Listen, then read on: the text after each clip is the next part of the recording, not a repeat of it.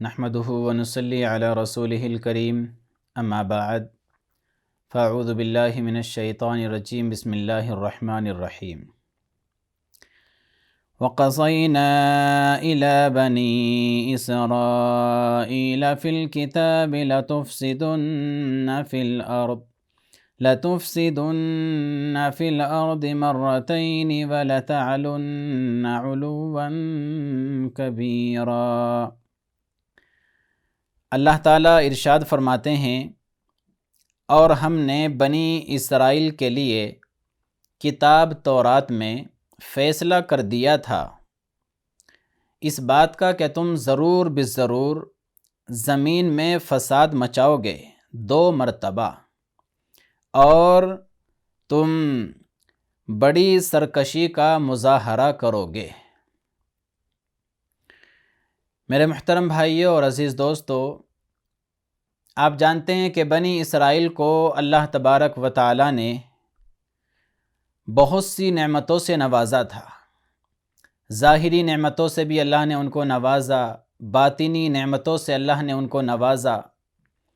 باطنی نعمتوں میں سب سے بڑھ کر جو نعمت ہے وہ یہ ہے کہ 4000 انبیاء علیہم الصلاۃ بنی اسرائیل میں تشریف لائے، جو کہ بجائے خود بنی اسرائیل کے لیے بہت ہی زیادہ سعادت مندی، اعزاز اور فضیلت کی بات ہے۔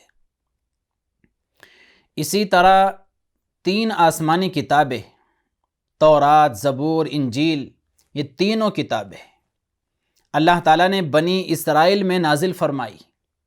یہ بھی ان کے لیے بڑے اعزاز کی بات ہے۔ تو یہ باطنی نعمتیں ہیں، اور ظاہری نعمتیں تو بے شمار ہیں۔ مثلاً آل اولاد کی نعمت، مال اور دولت کی نعمت، اور اسی طریقے سے جسمانی اعتبار سے صحت اور تندرستی کی نعمت، مادی اعتبار سے سرسبز و شاداب باغات، کھیت کھلیان اور زمین کا بہترین خطہ، بیت المقدس جیسی مسجد، اور اسی طرح بہتے ہوئے چشمے، یہ تمام نعمتیں اللہ تعالیٰ نے ان کو عطا فرمائی، اور حتیٰ کہ آگے چل کر اللہ نے ان کی اولاد کو حکومت اور سلطنت بھی عطا فرمائی۔ تو یہ ظاہری نعمتیں ہیں جو اللہ تعالیٰ نے ان کو عطا فرمائی۔ وادی تیہ کا ذرا نظارہ یاد کرو۔ وادی تیہ میں اللہ تعالیٰ نے کیسے کیسے انعامات ان پر برسائے، کیسی کیسی نعمتوں کی بارش اللہ نے ان کے اوپر برسائی۔ وادی تیہ میں پہنچے تو وہاں پیاس کی شدت کی وجہ سے پریشان ہوئے، پانی ہے نہیں۔ اللہ نے موسیٰ علیہ السلام سے کہا کہ موسیٰ اپنا ڈنڈا پتھر پر مارو۔ موسیٰ علیہ السلام نے پتھر پر ڈنڈا مارا تو 12 چشمے، بہترین ٹھنڈے پانی کے چشمے اللہ تعالیٰ نے جاری فرما دیے، پانی کا انتظام کر دیا۔ بھوک نے ستایا، کھانے کا کوئی انتظام نہیں، تو اللہ تعالیٰ نے من و سلوے کا انتظام کر دیا، بٹیر کا انتظام کر دیا، بھنے بھنایا گوشت اللہ نے کھلایا۔ سائے کو پریشان ہوئے کہ یہ تو میدان ہے، جنگل بیابان ہے۔ دھوپ کی شدت کی وجہ سے پریشانی کا جب سامنا کرنا پڑا تو اللہ نے بادلوں کا سایہ ان پر کر دیا۔ سارا دن بادل ان کے اوپر سایہ کیے رہتا تھا، اور جب سورج غروب ہو جاتا تو بادل بھی چھٹ جاتا۔ یہ نعمتیں اللہ تعالیٰ نے ان کو عطا فرمائی۔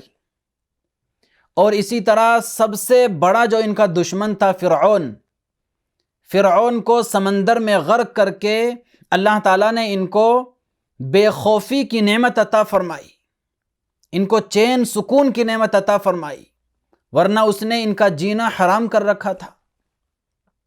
تو یہ ساری نعمتیں اللہ تعالیٰ نے بنی اسرائیل کو، ظاہری نعمتیں، مادی نعمتیں، روحانی نعمتیں، باطنی نعمتیں، بہت نعمتوں سے اللہ تعالیٰ نے بنی اسرائیل کو نوازا۔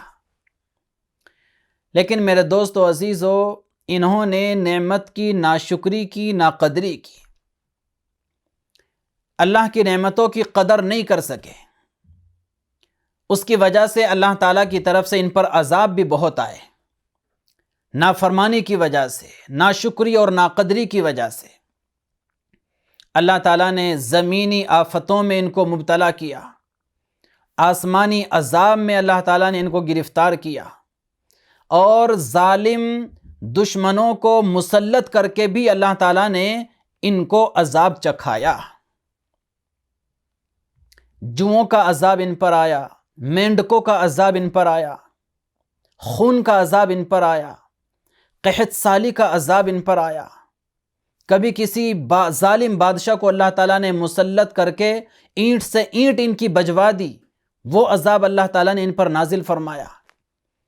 اور کبھی آسمانی عذاب، اللہ تعالیٰ نے بنی اسرائیل کے ایک طبقے کو بندر بنا دیا، خنزیر بنا دیا، یہ عذاب ان پر آیا۔ تو طرح طرح کے عذاب میں بھی گرفتار ہوئے جب اللہ کی نعمتوں کی ناشکری کی، ناقدری کی۔ لیکن میرے دوستو عزیزو، اس کے باوجود بھی کہتے ہیں کہ انسان کی خصلت نہیں بدلا کرتی، پہاڑ اپنی جگہ سے ہل سکتا ہے، ٹل سکتا ہے، لیکن آدمی کی خصلت نہیں بدلتی، وہ نہیں ٹلتی۔ تقریباً یہی حال بنی اسرائیل کا تھا۔ اللہ کے انبیاءوں نے، پیغمبروں نے، رسولوں نے، نبیوں نے بہت سمجھایا، بتلایا اور ان کو سمجھانے کی کوشش کی، اللہ کی نعمتوں کی یاد دہانی کرائی، خدا کے عذاب سے بھی ڈرایا، اور ان کو قبر یاد دلائی، موت کا منظر یاد دلایا، مرنے کے بعد تمہارا کیا حشر ہونے والا ہے اس سے ڈرایا، سب کچھ کیا، لیکن یہ لوگ نہیں بدلے۔ یہاں پر اللہ تعالیٰ نے ان کے دو واقعوں کی طرف اشارہ فرمایا، دو واقعوں کی طرف۔ اللہ تعالیٰ فرماتے ہیں کہ ہم نے بنی اسرائیل کے لیے ان کی کتاب تورات میں یہ فیصلہ کر دیا تھا، اور بنی اسرائیل کو ہم نے سنا بھی دیا تھا۔ کیا فیصلہ؟ لَتُفْسِدُنَّ فِي الْأَرْضِ مَرَّتَيْن وَلَتَعْلُنَّ عُلُوًّا كَبِيرًا، کہ تم ضرور بالضرور 2 مرتبہ شرارت کرو گے، 2 مرتبہ زمین پر فساد مچاؤ گے، اور بڑی سرکشی کا مظاہرہ کرو گے۔ 2 مرتبہ کا واقعہ اللہ تعالیٰ نے کیوں ذکر کیا؟ کیونکہ 2 مرتبہ کی یہ جو واقعات ہیں جن کو اللہ تعالیٰ آگے بیان فرما رہا ہے، یہ بہت بڑے بڑے واقعات تھے، ورنہ چھوٹی چھوٹی نافرمانیاں، ویسے تو اللہ کی کوئی بھی نافرمانی چھوٹی نافرمانی نہیں ہوتی، لیکن ان 2 واقعات کے مقابلے میں اور جو انہوں نے نافرمانیاں کی تھی اور حکم عدولیہ کی تھی، سرکشیاں کی تھی، وہ ان 2 واقعات کے مقابلے میں ذرا کمتر تھی۔ اس لیے اللہ تعالیٰ نے یہاں وہ 2 واقعے بیان فرمائے کہ جو بہت بڑے واقعات تاریخ کے 2 مرتبہ ایسا ہوا کہ اللہ تعالیٰ نے ان کی نافرمانیوں کی وجہ سے اپنے ہی بندوں کو دشمن بنا کر، ظالم بنا کر ان پر مسلط کر دیا، اور جنہوں نے بنی اسرائیل کی اینٹ سے اینٹ بجا دی۔ اس لیے اللہ کہتے ہیں کہ ہم نے پہلے ہی تمہیں بتا دیا تھا، اس کے باوجود بھی تم نہیں سدھرے، نہیں سنبھلے۔ ہم نے بتا دیا تھا پہلے ہی کہ دیکھو تم ضرور بالضرور ایسا کرو گے، ایسا مت کرنا، لیکن انہوں نے ویسا ہی کیا۔ اللہ فرماتے ہیں 2 مرتبہ تم ضرور زمین میں فساد مچاؤ گے، شرارت کرو گے، اور میری نافرمانی کرو گے، اور بڑی سرکشی کا مظاہرہ کرو گے، اور پھر دونوں مرتبہ میں تمہیں اپنے عذاب کا مزہ چکھاؤں گا۔